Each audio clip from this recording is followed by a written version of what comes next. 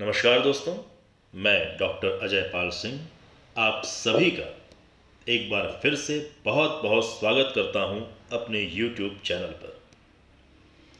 दोस्तों, आइए आज एक सफ़र तय करते हैं, सदियों का सफ़र, इतिहास और लोक मतों से सजी एक ऐसी शानदार कहानी जिसमें आप एक ऐसे साम्राज्य के विषय में जानेंगे जिसकी जड़ें श्री राम के धाम अयोध्या में मिलती हैं।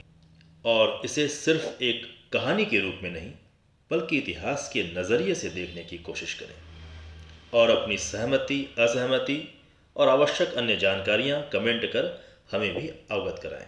दोस्तों, आप सब ने महान पाल वंश के विषय में अवश्य सुना होगा।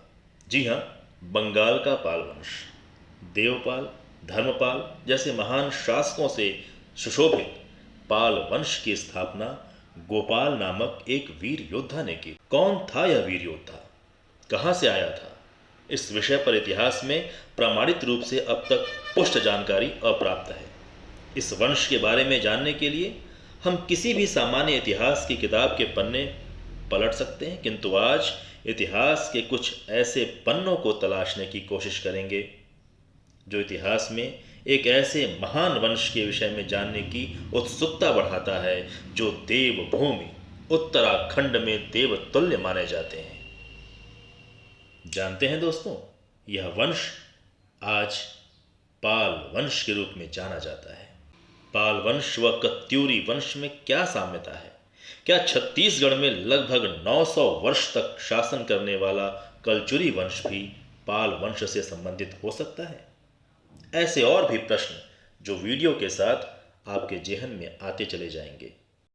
अमरेंद्र बाहुबली और महेंद्र बाहुबली की कहानी से चलते हैं सैकड़ों साल पहले, उस दौर में जब लोग यह मानते थे कि अयोध्या के सूर्यवंशीय शासक शालिवाहन ने उत्तराखंड की धरती कुमायूं और गढ़वाल पर एक छत्र शासन किया, जिनका साम्राज्य पश्चिम में काबुल से लेकर पूर्व में बंगाल तक फैला हुआ था, जिनके साम्राज्य में नेपाल, बिहार और उड़ीसा का क्षेत्र शामिल था।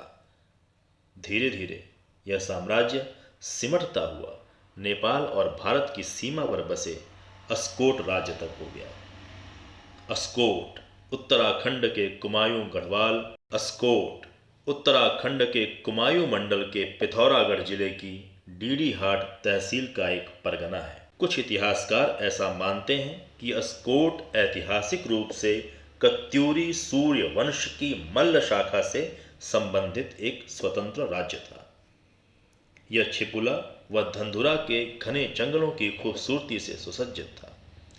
यह राज्य पूर्वी सीमा में काली नदी, उत्तर में दारमा और दक्षिण में गोरी नदी के ढलान तक फैला हुआ था। कहते हैं इस राज्य का नाम अस्कोट, 80 कोट यानी 80 किले से उत्पन्न हुआ है। भौगोलिक रूप से अस्कोट क्षेत्र को दो भागों में बांटा गया है, तल्ला व मल्ला। सन 1279 ईस्वी में अस्कोट राज्य को राजा अभय पाल देव ने बसाया था। इससे पहले इस क्षेत्र पर खास साम्राज्य के राजाओं का अधिकार था।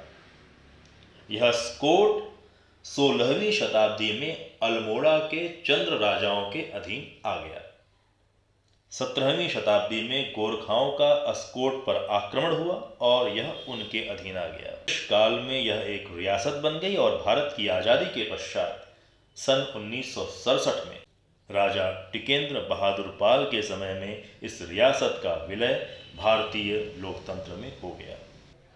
हालांकि अभी भी अस्कोट के लोग पाल राजाओं की प्रजावत्सलता और अपनेपन की वजह से इस वंश के प्रति सम्मान प्रकट करते हैं। इसी वंश के वर्तमान में चर्चित महाराज भानुराज पाल सिंह 108वें राजा हैं। पर्यटन की दृष्टि से एक महान रियासत को जानने समझने के अलावा सुंदर नज़ारों और वाइल्ड एडवेंचर अस्कोट की विशिष्ट पहचान है। 5412 फीट की ऊंचाई पर हिमालय की गोद में बसे अस्कोट के आंगन में संरक्षित किए गए कस्तूरी मृग के अलावा बारहसिंगा, स्नो लेपर्ड, मोनाल पक्षी, हिमालयन ग्रे और ब्लैक बियर जैसे जीवों की खूबसूरती आप निहार सकते हैं। यकीन मानिए, जब अस्कोट के नज़ारे आपके सामने होंगे तो दिल में कुछ ऐसा ही ख्याल आएगा जिसे मैंने कहीं सुना है कि आज मैं तुम सबसे ज़्यादा जी रहा हूँ। आज मैं तुम सबसे ज़्यादा जी रहा हूँ क्योंकि इन नज़ारों को अपनी आंखों से पी रहा हूँ।